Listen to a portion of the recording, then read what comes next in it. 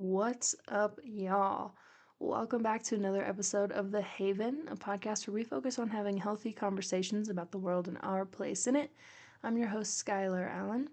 And first, I would like to say thank you so much for being here and apologies for the delay in between episodes. It's been a busy couple weeks between family stuff and travel and starting some new jobs and trying to keep my business on track while starting these new jobs. It's been a lot going on, so apologies for not having the extra time to just sit down and chat with y'all. Truthfully, it's just not something I've had a lot of mental or emotional energy for lately. So it's been put on the back burner a little bit, but we're back and we're stoked, and I'm happy to be here and chatting with y'all again. Today's topic is going to be centered around owning your life. And this topic is inspired by, truthfully, just how heavy the world feels and how many people are feeling chaotic or like they're in uncertainty and just feeling stagnant or lost or confused or helpless or hopeless. And I know that there's a lot of those heavy emotions going around because I see the same things that you see on the news and on the internet and in conversations amongst people. And it can be very disheartening when we're absorbing so much negativity and so much fear based conversation and material. So, this is a conversation that's going to be focused a little bit more on the light and how to transmute all of that fear and doubt and anger and just upsetness into confidence and light and love and peace, which can be easier said than done, but that's why we're talking about it today, right? So, the concepts of owning your own life. I guess first we should start with why people feel like they're not in control of their own life or how people get to the point where they feel helpless and hopeless. And this really hit me hard the other day when I was talking to my parents on the phone, and my dad said that he's just having a bad mental day and doesn't like the state of the world. And this is coming from somebody who is typically more reserved and very smart and pays attention to what's happening in the world, but doesn't often show his cards. So I was appreciative that he was being honest and sharing with us how he was feeling. But it also just made me realize how real this is. Like when your dad is feeling the weight of the world, you're like, damn, this shit must be bad. So it's not funny, but I'm laughing just because it took my dad talking about it for me to really understand how heavy it is and how many more people are probably carrying that weight. And that weight that we're all carrying, we're exposed to so much. Like being exposed to things that are happening all over the world and to have instant access to information in some ways is such an amazing ability that we have, but is often filtered to be more of a negative experience. And you're finding out just bad news all over the world about things that you really have nothing to do with and couldn't possibly be involved in. Now, some examples of that are being exposed to what's happening in Gaza. And although we can do things like send money or try to send materials, like also having to witness how that's not even getting to people and having to basically witness genocide and massacre from the other side of the world and witnessing something that you can't help is such an indescribably gutting and guttural experience for people to witness something and to be empathetic and wishing they could be there and to help and they just can't. And there's always going to be people who are like, you can do something, you can do something, and sure, you can try, but at the end of the day, you're not there. But you're still holding the weight of it as if it were happening right outside your house. And that's what I'm talking about. It's not really specifically about sending money or sending things. It's the damage that it's doing to be bearing witness to things that you really ultimately have no impact in or can't reach or people you just can't get involved with. And that's, a huge example to bring up Gaza. And it's deeply upsetting, and I don't bring it up to get political or to talk about how we can save the world. This is really tailored and focused to protecting our own peace and getting involved when and where we feel like we can and knowing our limitations when we've overextended ourselves. Like, if you are somebody who's passionate about working with Gaza and making sure that people are safe, or doing every last effort you can to make sure that they're safe, you might not have as much capacity to be as involved with American politics or the things that are happening in DC that are upsetting, or the things that are happening in the streets of our own country.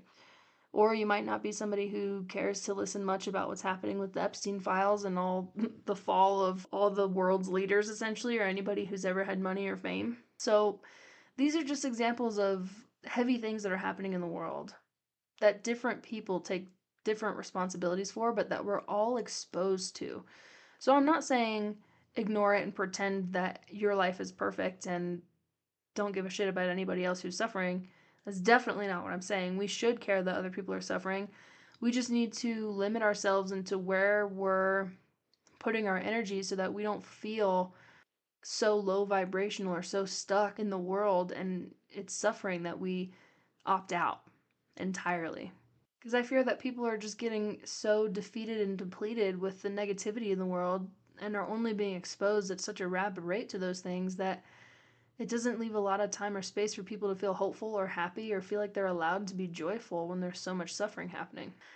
But when we allow those negative things to make us feel like joy is not worth experiencing and we're not allowed to be happy, or that we don't deserve it because other people are experiencing so much harder things, that's ultimately how we let them win, by taking our joy and our sense of freedom. So, even in the face of adversity or even in the face of evil, I would say, you have to choose light and you have to choose love. That doesn't mean that you're not angry. That doesn't mean that you're not sick. That doesn't mean that you're not strong and capable of fighting back. But it means that you get to choose how you're fighting back and how you're showing up and how you're going to continue to put positive things in the world so that it's balancing out. Does that make sense? Like, are y'all following me? Because I don't want to make it sound like, oh, plug your ears and go la la la and close your eyes and pretend the world is better. No, I think we should be informed and we should talk about things and we should come up with plans together and we should figure out how to take care of each other as a humanity. But in order to take care of each other, we have to know how to take care of ourselves so that we have the energy to do so. And that's what this episode is about, is leaning into taking care of yourself mentally, emotionally, physically, and spiritually so that you are able to choose which things you can get involved in and which things deserve your energy and what things might belong to other soldiers. So, in terms of owning your life and fighting against the evils of the world and the things, the people, the places that might make you feel helpless or hopeless, how do you take your strength back? How do you stay focused on your goals in your life without ignoring others? How do you show up? What do you want to do in the world? These are all questions that I think are worth pondering. And in order to achieve them, and in order to find answers to them, you have to take care of yourself and you have to prioritize taking care of yourself and not feeling selfish about it. And if that means turning off the news for a few weeks or staying off of social media for a few weeks just to reset, that is okay. That's the good kind of selfish where you're allowed to reset and take care of yourself. And taking time and making time for yourself really needs to be a priority. Even if you're somebody who works 15 hours a day and you're tired and exhausted, or somebody who works multiple jobs, you're working 7 days a week, even if you work 2 days a week, but it's a draining job, how are you restoring your energy outside of the responsibilities that you're tied to? That means maybe getting up a little bit earlier and enjoying some tea to yourself in the quiet or some coffee. Maybe that means you're getting up early and going to the gym and moving your body and getting out some extra frustration, or doing that after work, going to the gym and expelling any extra energy. Or if something happened that made you upset, you're taking the time to move it out of your body. That's so important, and that should be a priority. I'm speaking on that heavily because that's something that's been important in my journey as well, is expelling stagnant energy. And it really helps to get out of your head and get out of your body, and to just be tired at the end of the night so that your mind doesn't keep you up. It puts you right to bed. So, taking control of your life and owning your life is prioritizing time for yourself in your day every day, no matter what it is that you're doing, whether it be a morning tea time ritual from 6 to 6:30, 6 to 6:15 even. You just sit in the quiet with your tea and enjoy the start to your day in peace. Or taking 45 minutes, 2 hours, whatever you want at the gym. Maybe you're taking a fun class, maybe you're doing Zumba, maybe you're playing basketball, maybe you're swimming, maybe you're just going to sit in some massage chairs or something. Obviously, I have a Vasa membership. For those of you who know, you know all the amenities I just mentioned. Not even sponsored. Vasa's just cool. Um, or maybe you have one day a week that you go play a sport that you like, or you meet up with your friends, or you try a new hobby. Maybe you're a part of a community that like gets together and does knitting and you yap. Or maybe you're going out to see live music, some musicians in your city, they playing a gig at your local pub or something. I don't know. But it's those kinds of things where you're just making time for yourself to enjoy your own life every day in some way, shape, or form. And that's how you take control of your life is, yes, I may have these responsibilities that are taking up time, maybe more time than you'd like, but they're responsibilities that you're committed to nonetheless and you're responsible for. That doesn't mean that that has to be your whole life.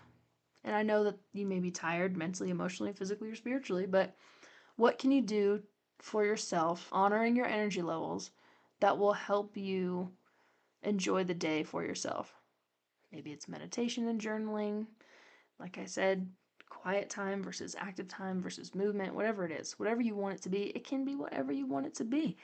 But it is important that you get in the habit of prioritizing that and not feeling badly about prioritizing time for yourself or saying no to plans that you don't want to go to or calling out of work from time to time. Maybe choose to do so responsibly and maybe not at an inconvenience to the rest of your team, but that's for you and your discretion and your conscience, not mine. And I mentioned calling out of work specifically for those who work too much. I know the feeling. So, aside from taking and making time for yourself in regards to your self care, your wellness, your fun, your hobbies, seeing your community, that's important as well. Don't forget to be around your people.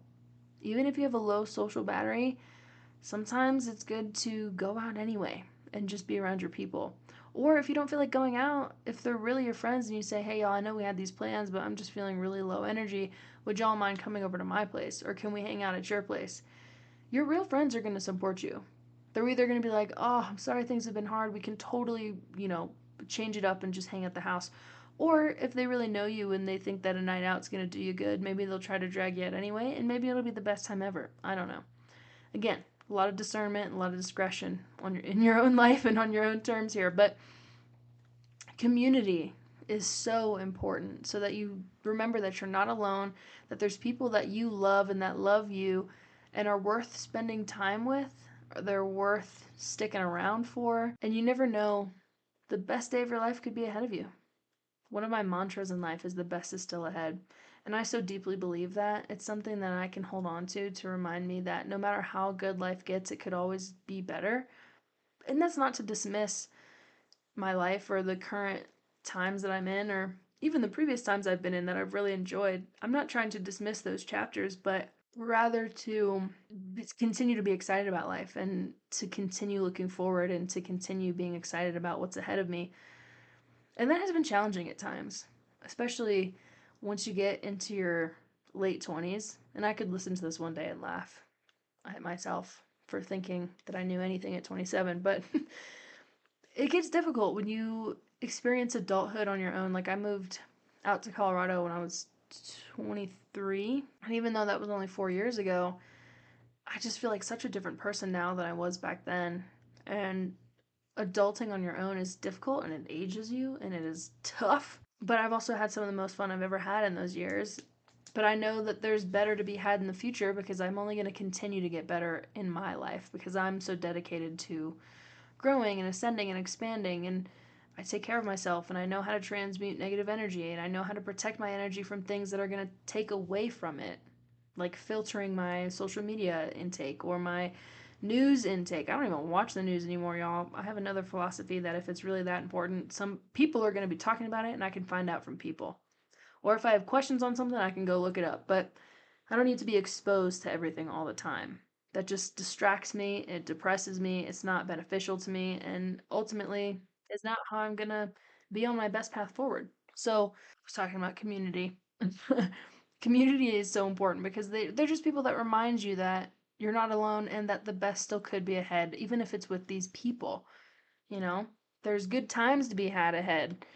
The next thing that I have written down in relation to owning your life, kind of building off of what we were just talking about in terms of prioritizing yourself, your self care, your wellness, your fun, your hobbies, your community, is balance, which is knowing what the scales of your life are and what they can hold.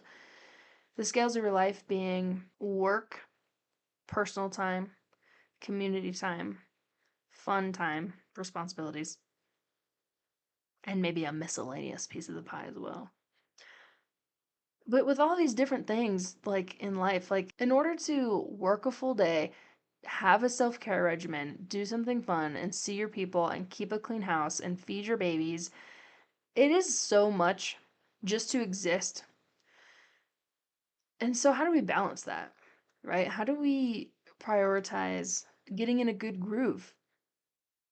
And doesn't it just suck, by the way, how easy it is to fall out of a good groove? Like, you could work so hard, diligently, for months or years to build a good routine and fall out of it in sometimes seconds. But that's besides the point. We're keeping it positive. We're keeping it positive about building balance, maintaining balance, and building a schedule or routine in your life that makes the most sense for you and sticking to it. And not because of any other reason than you just deserve to be balanced and feel at peace. And ultimately, there's nothing and nobody else who's going to give you the circumstances to just have the perfect balance. It's going to come from you and your prioritization. Now, with that being said, I know that that's getting harder and harder because it's so expensive and so many people are just so stressed about surviving financially and physically that it's so hard to dedicate time to anything else because you have to spend all of your time working and make money to put a roof over your head to provide for your family, and I get that. I've been in that same boat myself of having to work multiple jobs all the time just to keep a roof over our heads, and having, even now with the partner and having multiple flows of income, it still seems barely enough, and that also feels very defeating. But that doesn't mean that you should give up or that you should settle for less than you deserve or think that it's impossible. It might just be impossible with the way that we're currently operating. And that's where the balance comes in. And think about, what does it mean for me to be balanced? What would it take for my life to feel balanced? And you can ask yourself and answer those questions without any harsh reality that you have to answer to. It's just for yourself. It's just, okay, well, if I'm thinking about it, what actually makes me feel balanced and what actually makes me feel at peace? And allow yourself to be in those spaces and then to really believe that you have every ability to align your life in a way that supports whatever that dream was that you just had or the way that you just answered those questions.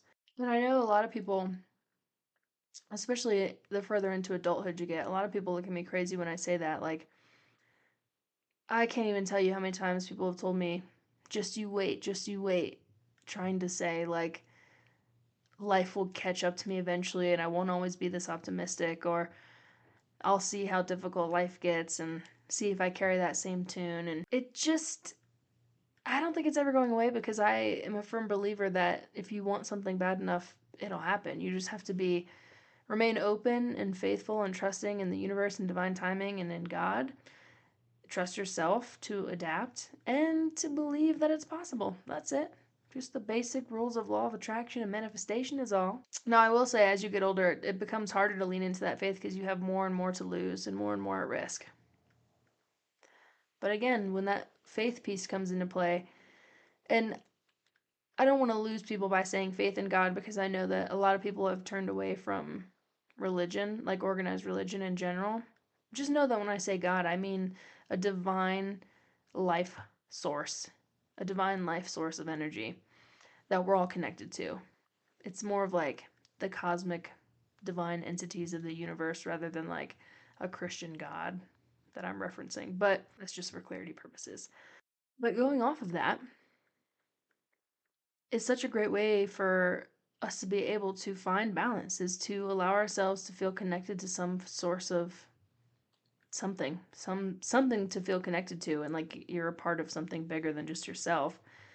It can be very motivating to exist and to find balance in your existence between yourself, your people, your responsibilities, your work. And it's very possible. It might just take a hard look in the mirror, and it might also take some hard decisions of leaving a career that you've been at forever but is really sucking your soul dry and starting your own business. Or it could be just starting a new job. Maybe it's working 2 part-time jobs that bring you much more enjoyment than one full-time job. It could be whatever you want. Just know that there's possibilities out there to align your life and your desired life in a life that contributes to balance and peace and happiness. It is possible at any age, at any point. And it comes back to owning your life and making decisions that are for you and the sake of a happy life for yourself, and not feeling stuck in a system that doesn't do anything for you. Another thing I had written down for this conversation is talking about honoring your commitments, and with that, learning to say no to things so as not to overcommit yourself. Now, this to me has been something I've been working on my entire life. I am such a people pleaser and such a people person that it is so natural for me to just abandon so much of myself or my own time for the sake of other people. And I'm learning to not prioritize other people's things over myself. That doesn't mean that I don't still want to help you, and it doesn't mean that I'm not willing to move around my schedule to help you, but it does mean that I'm not willing to completely sacrifice and diminish myself for anybody else, because that just doesn't do anything for me. Now, there are certain exceptions when it comes to just particular, scenarios or particular people that are calling on you, and you might know in your spirit if it's right for you to show up for this person even if you're tired, or if it's just not your responsibility. Again, coming back to the discernment piece and discretion, but there are exceptions. Like if I'm exhausted and somebody close to me really needs me, I'll be there for them. But if it's like somebody really close to me just wants to go out, I'm not coming. But honoring your commitments and learning to say no. Honoring your commitments is really like the thought process there was, if you say you're going to do something, I hope you're saying it with your whole chest, that you can accept that responsibility and that commitment into your life and fulfill that commitment and feel good about it, rather than because you felt pressured to agree to something that doesn't really align with you. So, allowing commitments into your life and honoring them and showing up for the people and places and things that you said that you were going to, and doing it to the best of your ability, and learning how to say no to things that don't really fit in your life.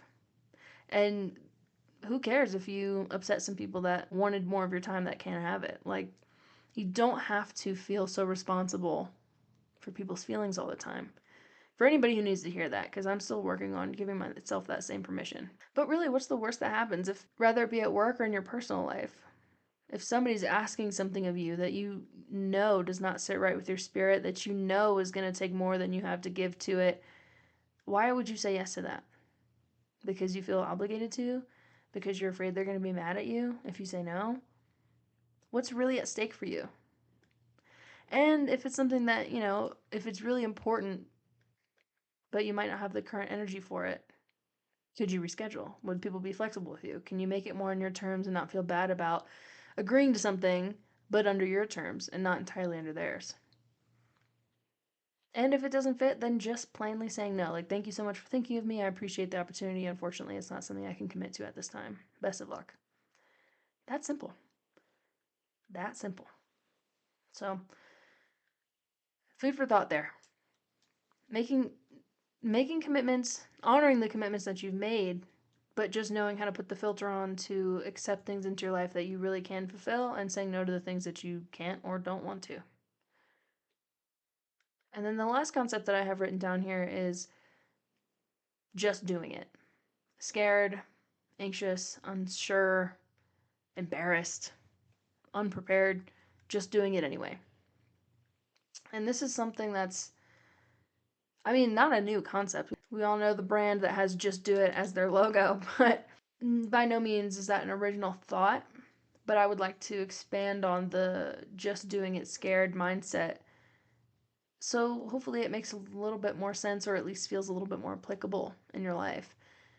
And that's just a word of encouragement around if there's something that you want to do or feel called to do, and you're struggling with working up the nerve to do it for whatever reason. It could be self doubt, it could be fear, it could be fear of being seen or heard, or the fear of being misunderstood, or the fear of failure, or the fear of success, even.